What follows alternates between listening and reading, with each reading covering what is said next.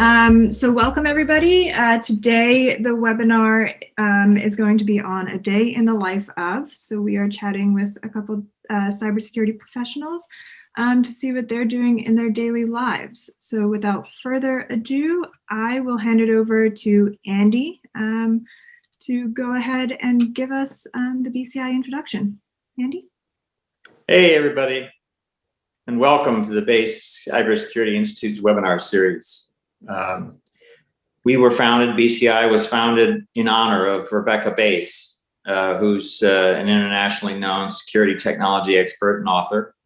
Our mission at BCI is to improve security in every way we can. And our Becky felt that we won't solve our toughest security problems unless we challenge each other and to change our perspective and find new approaches. So the BCI organizational pillars along those lines are research, technology, public policy, which obviously has a lot of impact on us, and education. And she was very supportive in the industry of sharing knowledge, sharing expertise.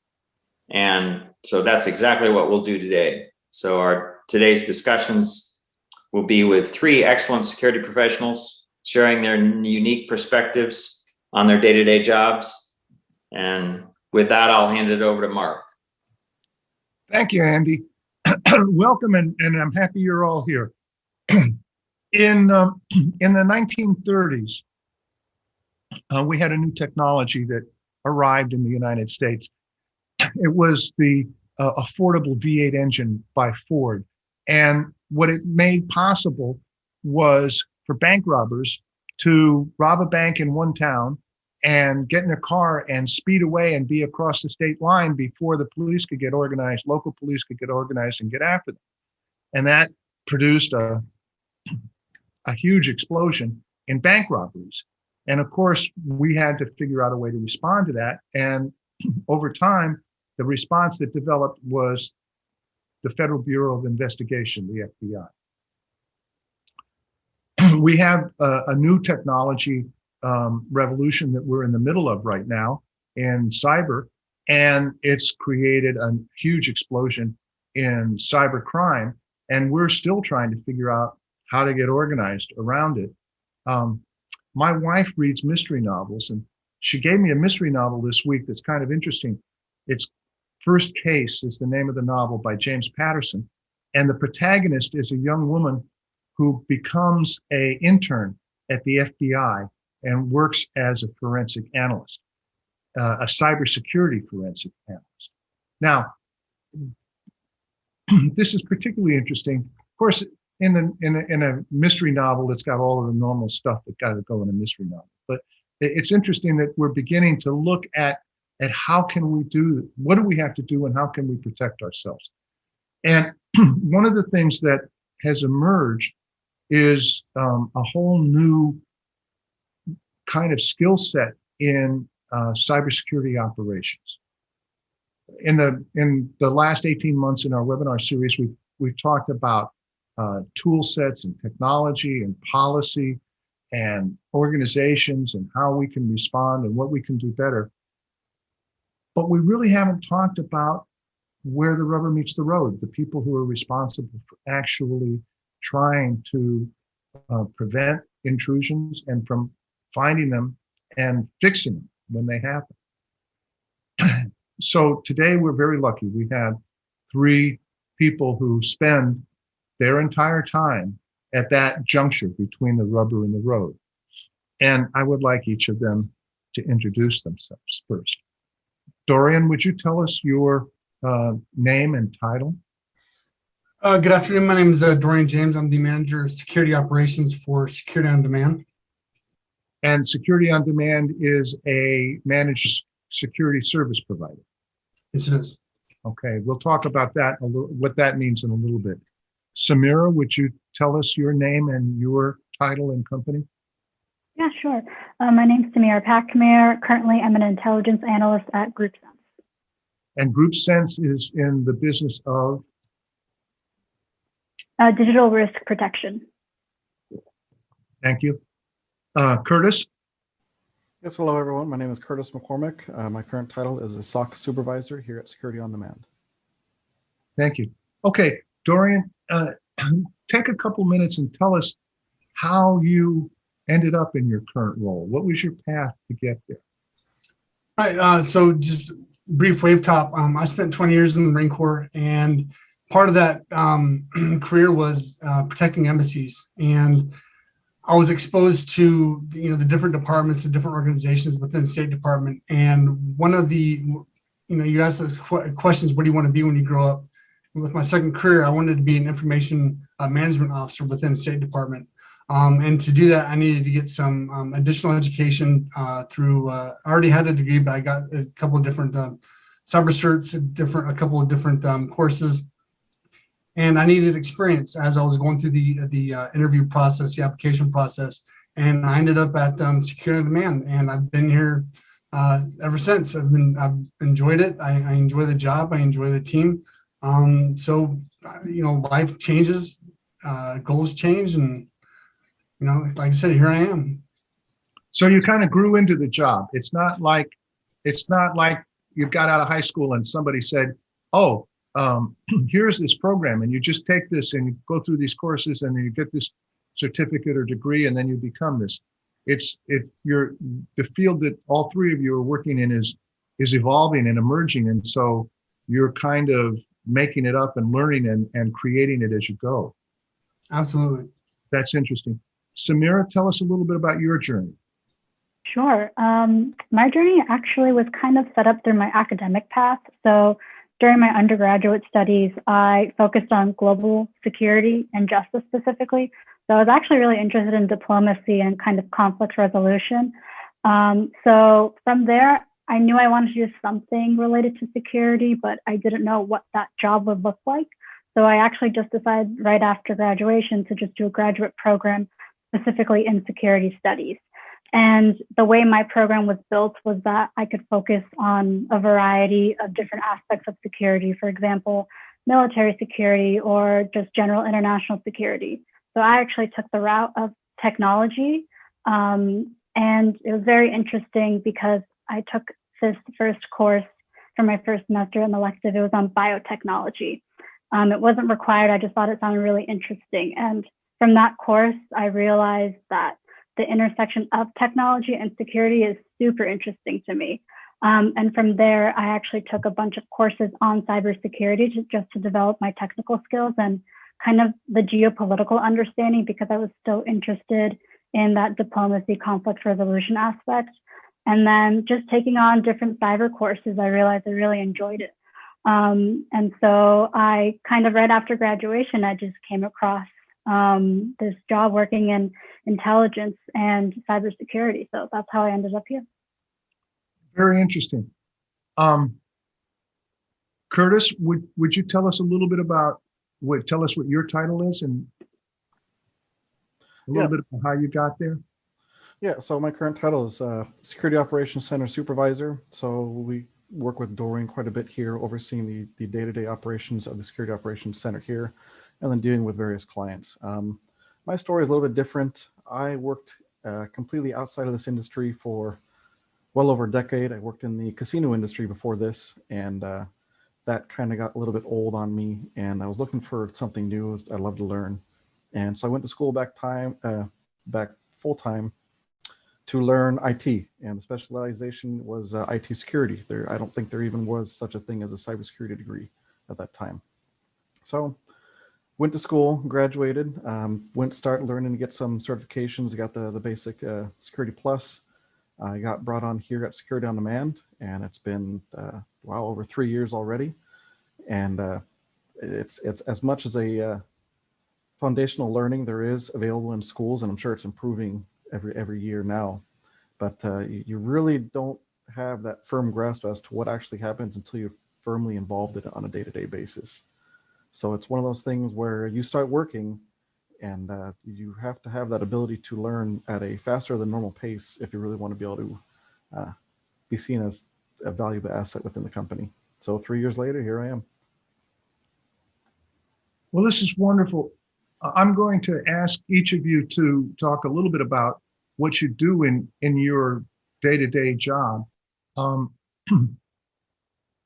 But as background, well, let's get that done first, and then then we can turn to a couple of other subjects which have to do with how much demand there is for people doing your jobs.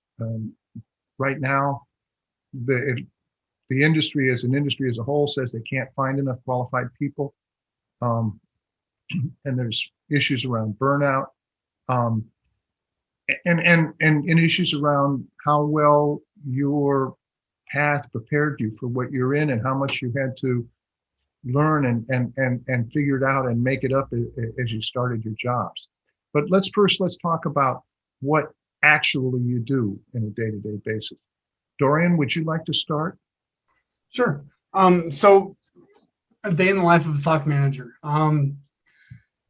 Well, just look for fires and put those fires out. You get the resources, the appropriate resources on whether it be an incident, whether it be client requests for investigations, you name it. So one of the bigger things is we're a 24/7 SOC, so we also have requests that come in after hours, whatnot. We have a pretty robust plans, policies, procedures. But I'm the guy that gets that phone call at 2 or 3 o'clock in the morning. And if something is not clear or they just want additional guidance, I'll tell them, hey, this is the person that you need to contact, or we need to escalate and go from there. And then I get to call my boss for certain situations. I'm also looking, as far as the hiring piece, looking for people that have that drive. Curtis basically kind of nailed it when he talks about there's just so much to learn and do within cybersecurity. The people that we're looking for to start off in this industry are people that have a high level of motivation and not just wanting to go out and do it, but want to learn and expand their knowledge to make them successful. But one of the key pieces behind that is also looking for those people that not only want to improve themselves, but take what they learn and teach that to the team as well. Because there's just so many different aspects of cyber that it's just one person cannot be a master of it all. You can have some level of SMEs, but you need to be able to communicate that effectively within your team, within your SOC, within your company and whatnot, and improve yourself and improve others around you. So that's what we're looking for as far as the hiring piece. Going back to what I kind of opened up with, putting out fires. You've got so many things that are going on. We talked about the SolarWinds supply chain attack that had happened a couple months ago, and then you got the exchange vulnerabilities with the 0 days that happened shortly afterwards. It's just one of those things where we're constantly adapting to the environment, able to make adjustments within our investigations. In most cases, on a live timeline or within minutes. It is a challenge. Curtis mentioned also burnout. There's a lot of just so much stuff going on that if you can't take a step back and step away and take a break, I can definitely see that within the industry of getting burned out with just being overwhelmed with everything. So one way to talk about the operations roles are first line, second line, third line support. So if I heard you correctly, you're third line. Yes. So when the phone rings, it's somebody on your team calling you. Absolutely. It's not somebody who's under attack. It's not one of your clients' companies that's calling you. It's your second line support person calling and saying, hey, I need help.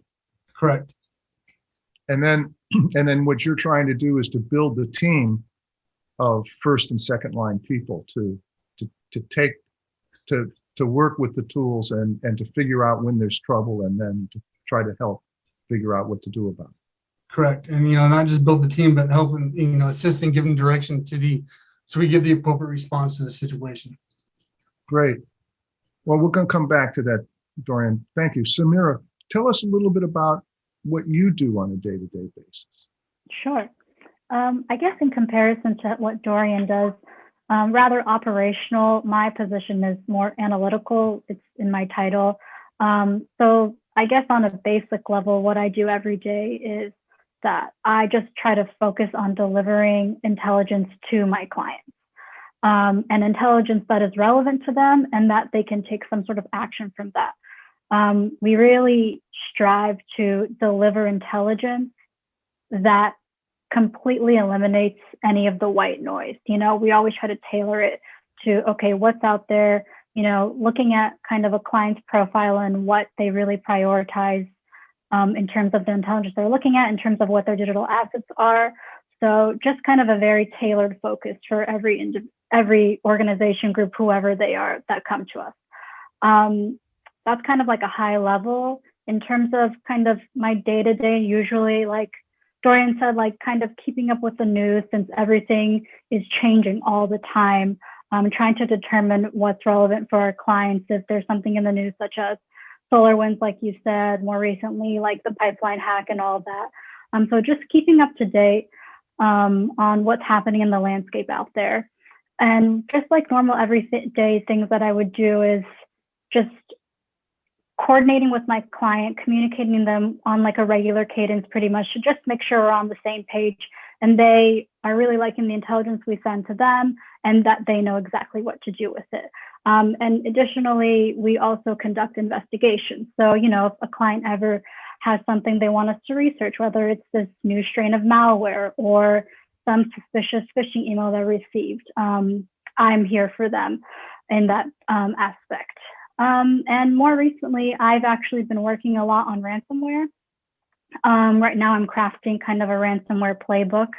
And so this is something new that we're going forward with in our company, is that ransomware obviously is one of the most major forms of malware that we've seen in the last year or two. So we're trying to adjust to that evolving landscape. And so, crafting like a playbook that's specific to kind of a client's processes and how they operate and what other IR plans they have.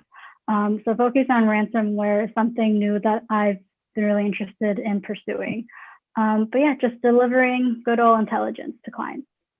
So when you say intelligence, what I think you're saying, and please correct me if I'm wrong, is that you're trying to help your clients strengthen their defenses in general and in specific to prepare for attacks that you think will be coming at them specifically.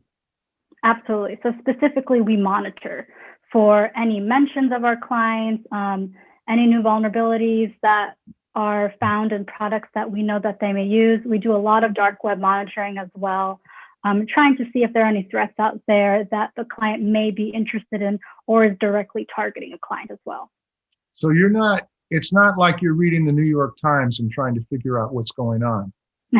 No, we're deep in the roots.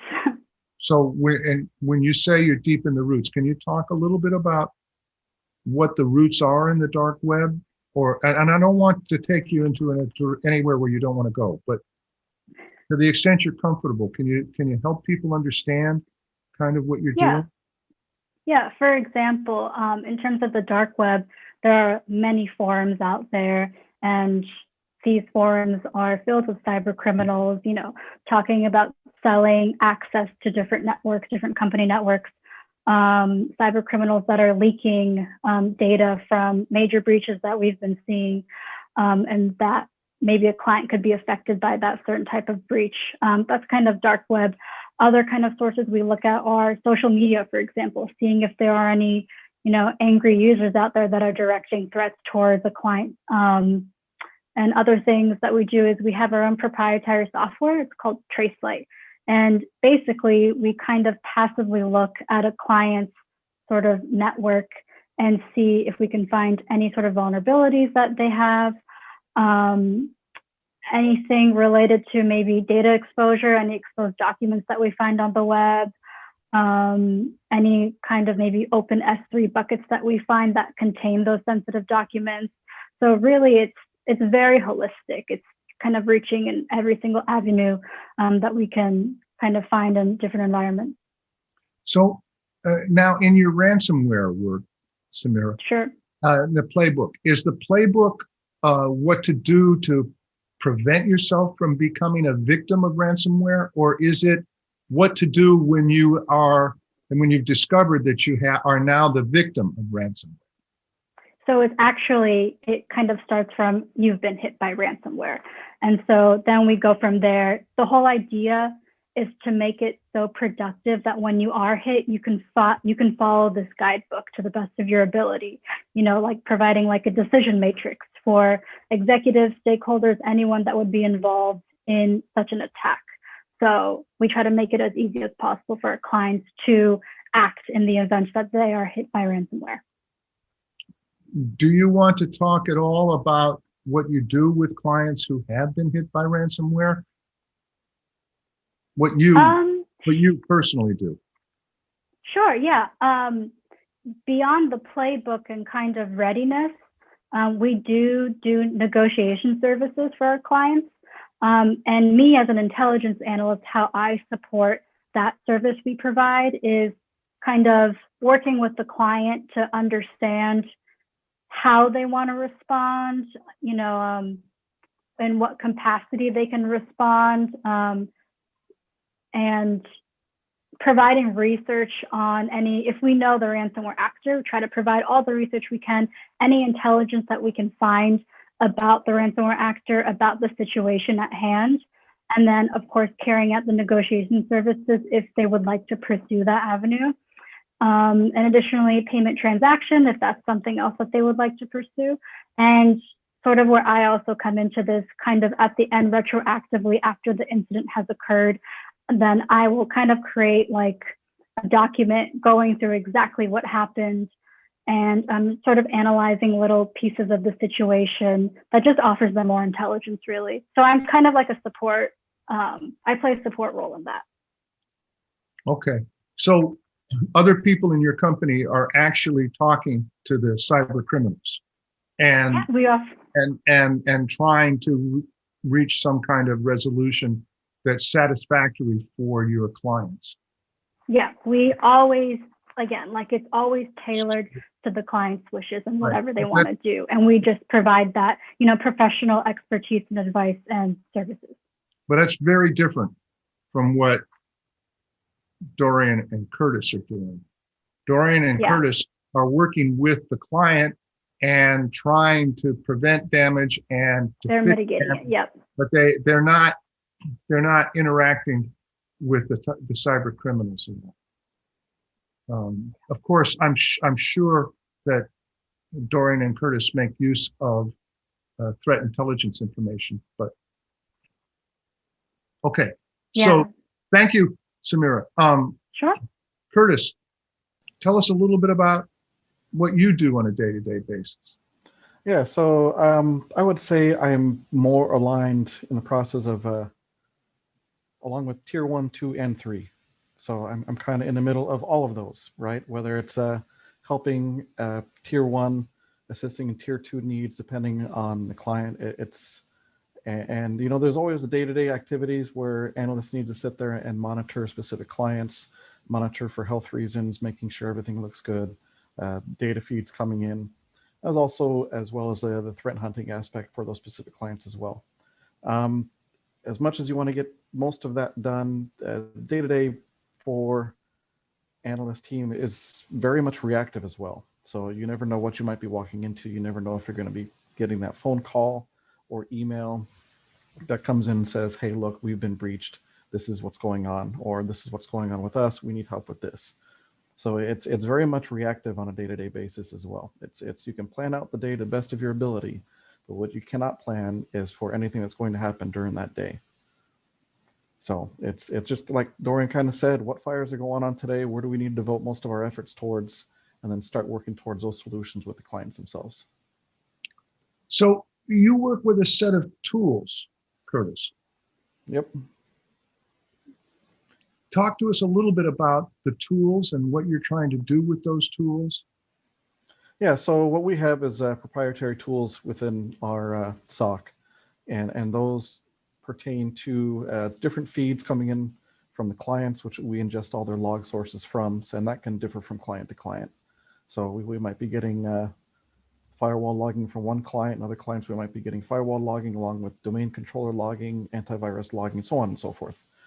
And what happens with that is we parse those out accordingly so we can feed them into our alerting system. Those alerts are then generated and then correlated into another set of alerts in which our tier 1, 2 go into our proprietary analytics engine and search for any type of threats or alerts that might need to be notified to the client about. And these So this is a set of tools that are trying to find when a cyber criminal has successfully penetrated into one of your clients. It's everything. It's not just that. It's also things that we may see that still might be generating a risk. It might be things that we see that are not only risky but not authorized for use within that company or organization. It's much more than just alerting organizations that they've already been breached or they have already experienced an ongoing attack. It's also, we see this, and this may not be necessarily representative of an ongoing attack, but it does represent risky behavior. So I mean, a perfect example of this is not necessarily an attack. We had a client, and we had sent them a notification based on traffic that we saw that was going out to different geolocations.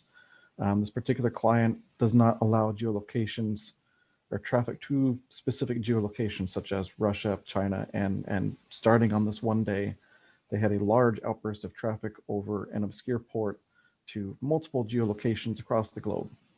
And we let them know. And they said, okay, we think it's mostly due to this. We came back and responded and said, yes, it's mostly going to be due to this, but there's also this one obscure port from this one IP, and it just started today. Can you take a look? He came back and found out that one of their employees had decided it'd be a good idea to take a legacy server that was no longer being used, plug it back into the network, connect it to the internet, and mine cryptocurrency from within their own network. And so again, that's not necessarily under attack, but it's not necessarily something you want to be seeing within your own network as well. Well, I guess that's a definition problem.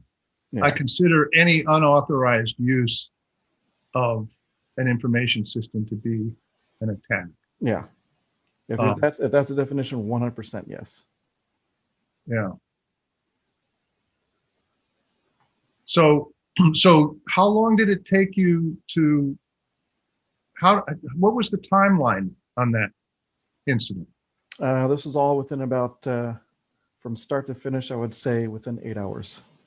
So the employee plugged in this old server, and how long before you found out that there was something strange going on?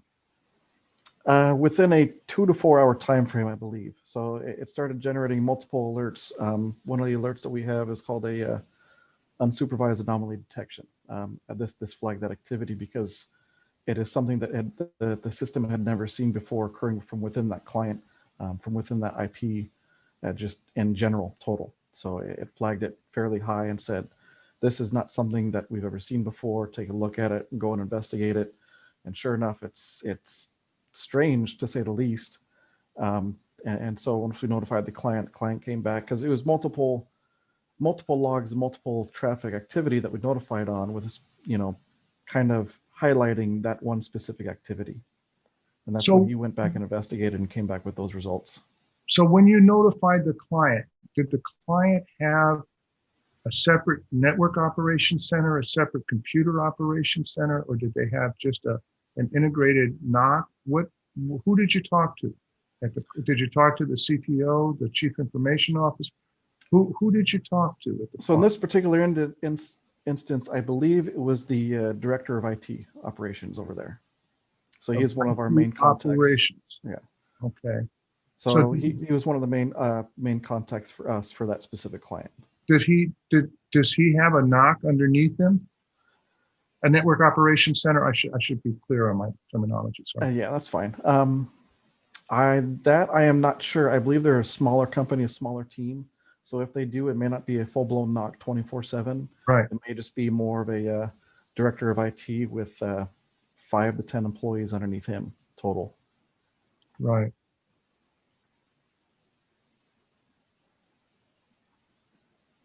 So, but that again, that can change from So you client to think, client. so you think from the time that this employee plugged the server in until it was disabled and unplugged was 8 hours? I would say 8 hours on the high end for this particular instance. Yeah. And you personally were involved with this whole process for 8 hours? It's more or less once we notify, all we can do is wait until we get some feedback or hear back from the client. Right. So once we notify, I mean, sometimes they're just clients that just don't respond back sometimes, or they don't respond in a timely manner. In this particular instance, this client is fairly good at responding in a faster than normal timely manner. So the first response was just in general to the traffic and said, I think this is what's causing it. And then we kind of highlighted the fact that it may be, but can you take a look at this as well? This is what's really concerning us. And, so how many people in your SOC, your Security Operations Center, were involved with this? So it would have been myself, a tier 1 level, and I think that was about it until afterwards when we heard confirmation all the way down. And then how many other incidents were going on at the same time? This particular day, I think, was fairly quiet, so not a whole lot. There may have been one other one involving a completely different campaign, but again, all we can do is provide information and await feedback from the specific client or client groups that are affected. So I assume there'll be some days when you'll have no incidents. That would be quite the day. Oh, really? But no, it's from what we've seen is what we classify as an incident is when a client comes back to us and says this is a security incident, this is ongoing investigation, and this is going to need some very specific and serious investigations, whether it be from their own internal incident response team or one that's hired from outside. I would say we don't deal with a regular incidents to that extent. We do deal with some more or less are not considered incidents per se, as maybe security events, such as this is readily remediable and taken care of same day. Okay, so I'm sorry, I used the wrong terminology. So let's talk about events. Is there ever a day when you have 0 events? No. With how the alerts go and what we're looking for and the number of clients that we have underneath us, I cannot possibly envision where there is not something that we would not be able to see or detect within one client. So what, in just rough terms, what's the biggest number of events that you've had in one day? In one 8-hour shift, I should say. That'd be hard to quantify in numbers. Well, just a wild guess. If you count just the notifications that we send clients, that could be well into the teens or 20s. And then if it's ongoing live incidents that may need specific help, whether from internal or external resources, it could be even more than that. And what about 2 a.m. phone calls? Do you get 2 a.m. phone calls also? If Dorian's on vacation. But no, not usually. Dorian is seen as that last man standing type role right there, where the escalation points point to him first. We've kind of gone through back and forth on that. It's kind of more of the role that he's willing to take for right now. But I more than certainly will handle some of that, especially if he's on vacation, PTO, or just not in the office in general. All right, you got duty next weekend. So I'd like to go back around again, and Dorian and then Samira and then Curtis. I'd like each of you to talk about stress and gratification. So Dorian, in your role, how much stress do you feel that you have to deal with, and how much how much do you feel that you feel really good, that you're doing something and you feel that it's worthwhile and makes you happy doing your work? So to answer the first part of the question, how much stress do I get or stress that I see? I am probably one of the most laid back, unstressful persons you will ever work with. I don't stress out. My goal is to take care of my team, take care of incidents and situations that happen, and put the pieces together, so to speak. And if I stress out, if I get all uppity and whatnot, what's going to happen to the team? The team is going to get stressed out, and you cannot have those in incident situations. And I attributed that to something I learned years and years ago when I went through just basic law enforcement training. So I don't stress, and I try to take everybody else's stress and redirect it to being productive. As far as the gratification goes, I think it's probably one of the biggest aspects of our team. We are extremely happy with what we're able to do, how we're able to do it. I mentioned earlier that during situations, especially some of these bigger ones, the global ones, we're able to adjust on the fly by making adjustments to our alert syntax, taking IOCs, looking for that within our entire company network, whatnot. So that's always good when we're able to help out, assist, identify issues, whatnot. And then just general team happiness, making sure that everybody's taken care of on the team, that we follow our success descriptions, that we follow our progression matrix, making sure that everybody is taken care of as far as their goals go, that they're feeling productive and getting them moved on to the next level with experience, promotions, working with other team members. Great, thank you. Samira, can you talk a little bit about what kind of stress you see and what kind of gratification you get from your work? Yeah. I guess in terms of stress, sometimes we come across investigations or ransomware cases where you're really working on a timeline for the client, especially in ransomware. So sometimes it's kind of let's just focus on this one investigation, this one incident, since it's like the highest priority and highest severity. So, when you have other things going on, monitoring for your other clients, and you have to focus on this one thing, that can be a very stressful situation.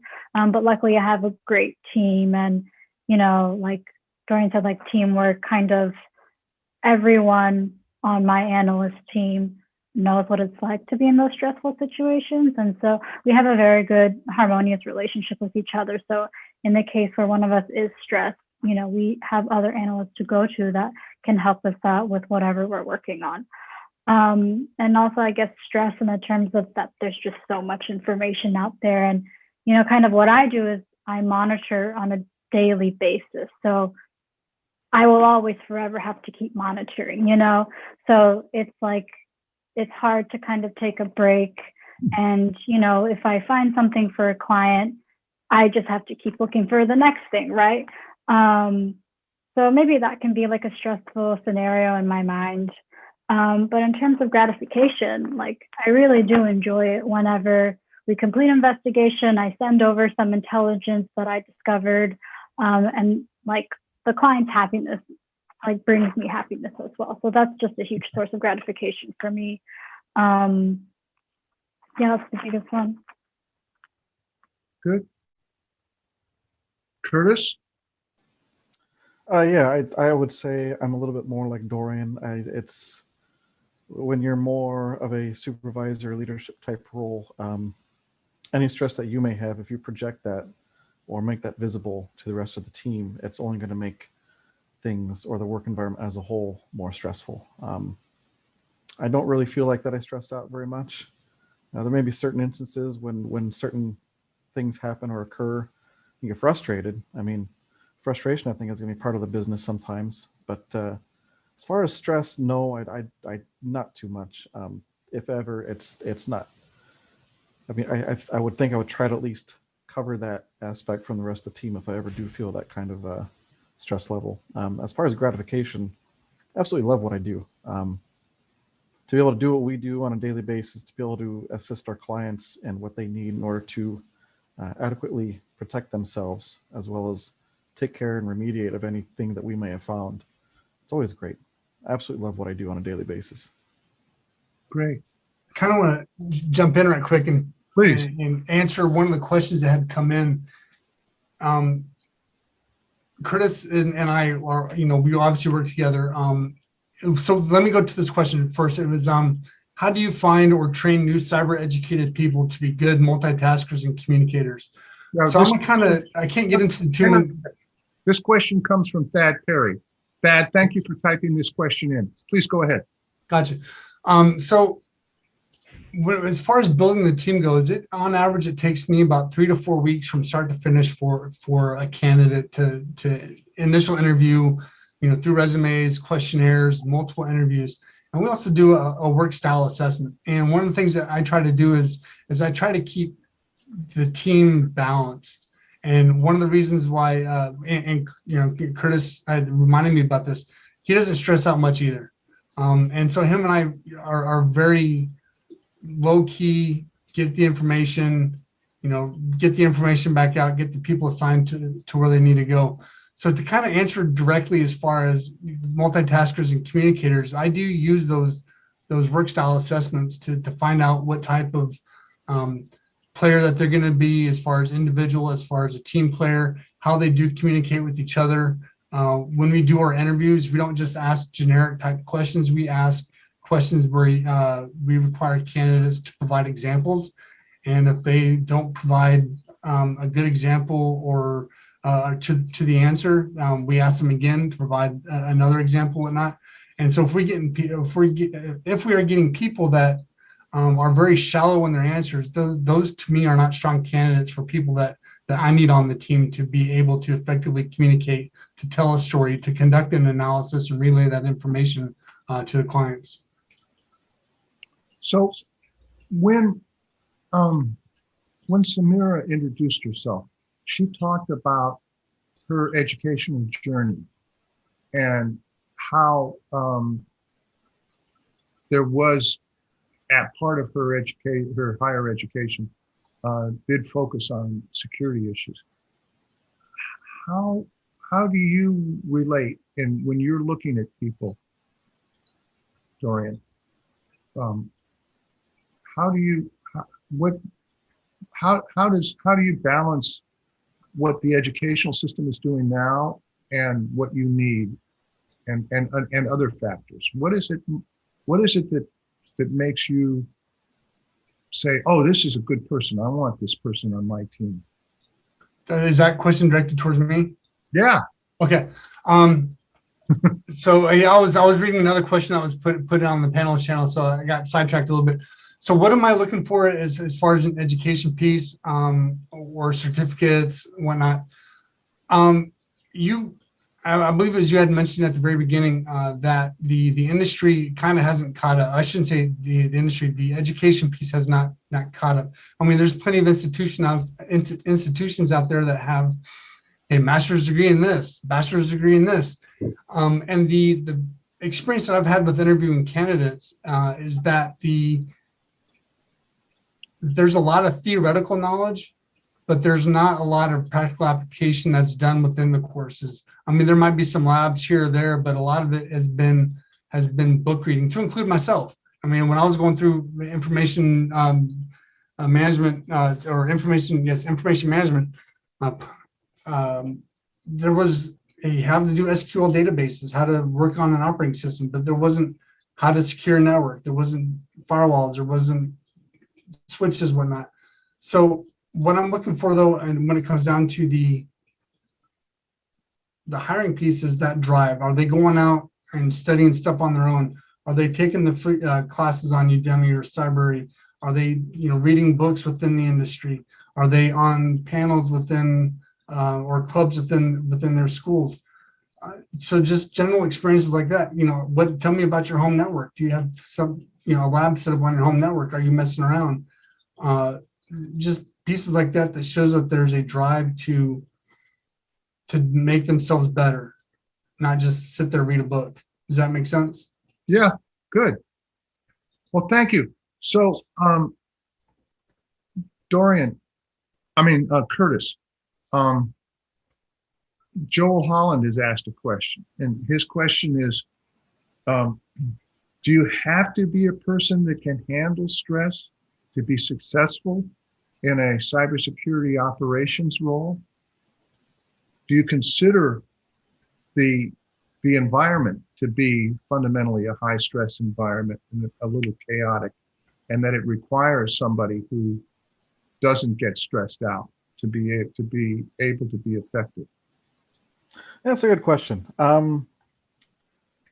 I think everyone's different, and everyone's going to be able to approach stress, handle stress, or even become stressed out through different factors. I would say that if you're the person that gets stressed out quite easily, then this may not be the job for you. If you're able to handle stress and maybe even compartmentalize it a little bit, as long as it's not getting the best of you, because when people start stressing out, it becomes more and more apparent in their work and more apparent in their ability to perform their daily duties, whether it's reactionary to client incidents and investigations or to just their daily duties in general. The more stressed out you are, the lower quality of work you're probably ultimately going to perform. So I would say you really should be able to handle stress regardless of the fact. Do I consider it a chaotic or high stress environment? Chaotic, it can be at times. It just kind of depends on what's going on. With the advent of the SolarWinds supply chain attack back in December, absolutely was chaotic. It was trying to get all the indicators of compromise that we could and put those all together and start putting those into customized alerts to make sure, and then running those again against the entire client database to see if we could see if anyone might or might not have been affected. And it's kind of going through all these things. So there are times when it can be a little bit chaotic. Just because it's chaotic doesn't mean it needs to be high stress though. So you really should learn how to handle your stress to make sure that it's not going to be able to, affect you on a professional level. That's a great answer. Thank you. Samira, Thad Perry has asked a question, and it focuses on how can you get top management and the board of directors of a company engaged when it's time for them to become engaged. How sometimes, if the people who are actually trying to do the work don't have the support of senior management and the board, they don't have the budget, they don't have the resources, maybe they don't give you the resources. How can you, when you see vulnerabilities and you know that just telling the lower level people there's a vulnerability isn't going to fix it? Is there any way that you can engage with senior management and with the board to, when necessary, to get companies to do what they need to do to protect themselves? Sure. I think, at least personally at GroupSense, I have an amazing relationship with all my senior management, just because we're a very tight-knit community and, we're a relatively small company. So in terms of how do we communicate with kind of the higher ups? So one thing we do at GroupSense is every week we have like an all hands, all department meetings. And we basically, every department goes through what they're going through, and the whole purpose of this is to emphasize transparency and to also voice any accomplishments, any troubles you're having.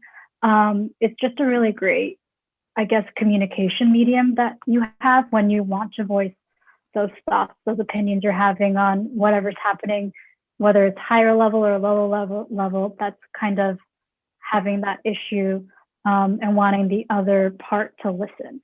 So communication and transparency, I think, is the best way to go about it, and establishing.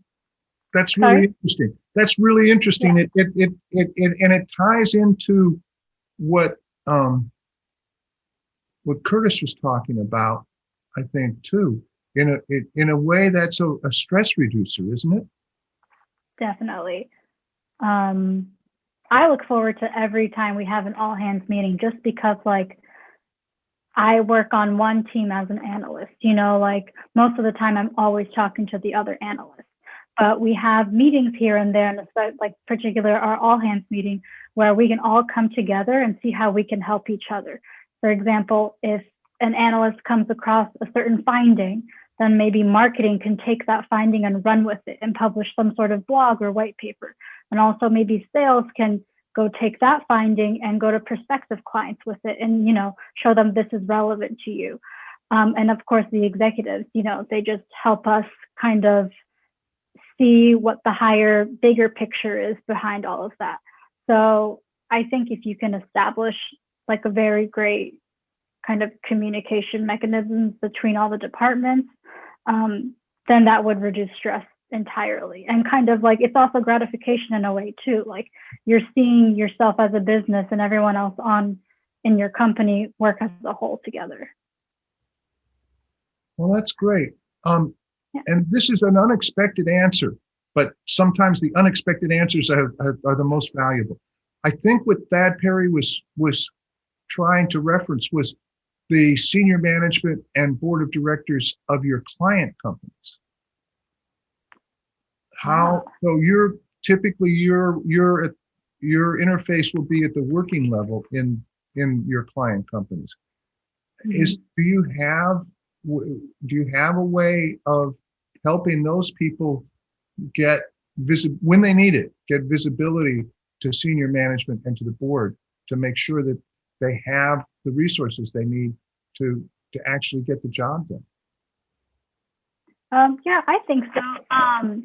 Like personally, I work a lot with kind of maybe like the equivalent analyst on our client teams, or kind of someone who operates in information security.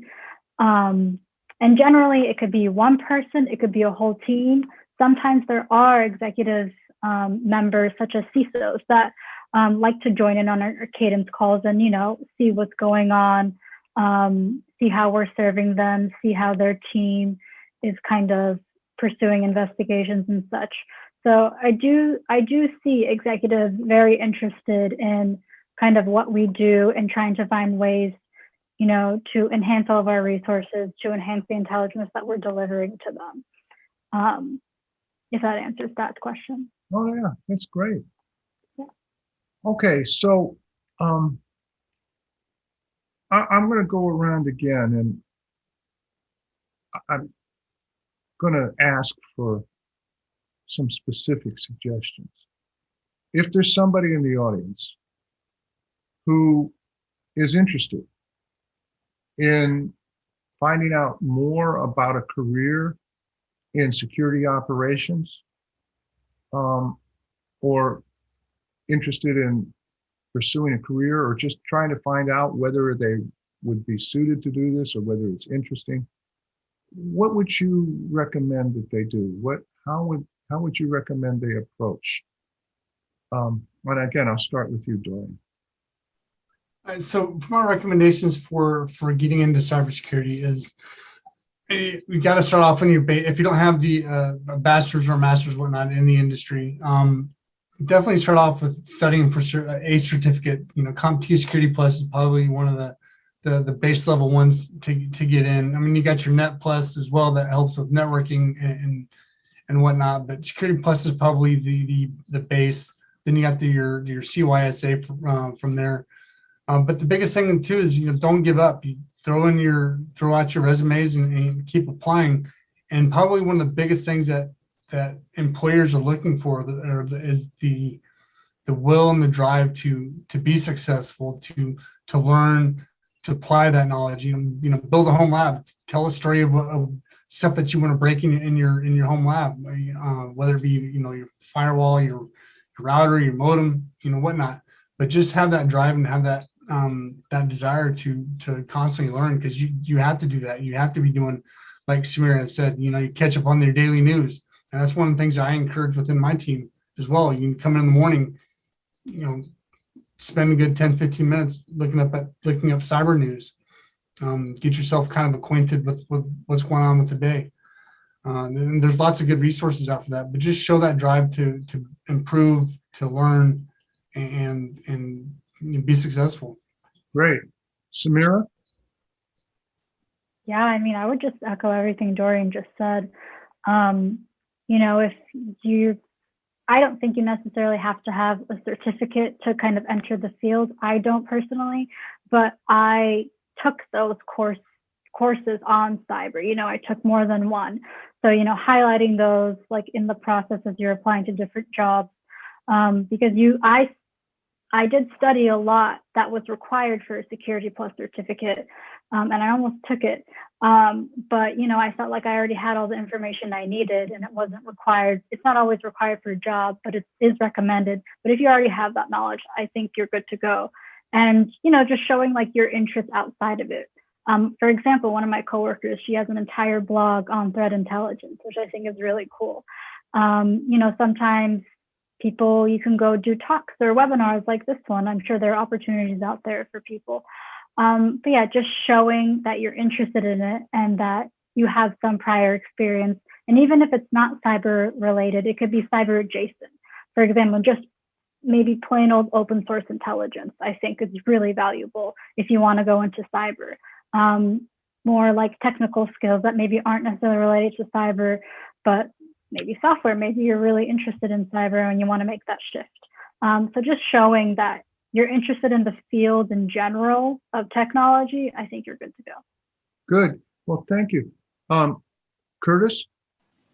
Yeah, I would actually kind of agree pretty wholeheartedly with both of what Dorian and Samir had just said.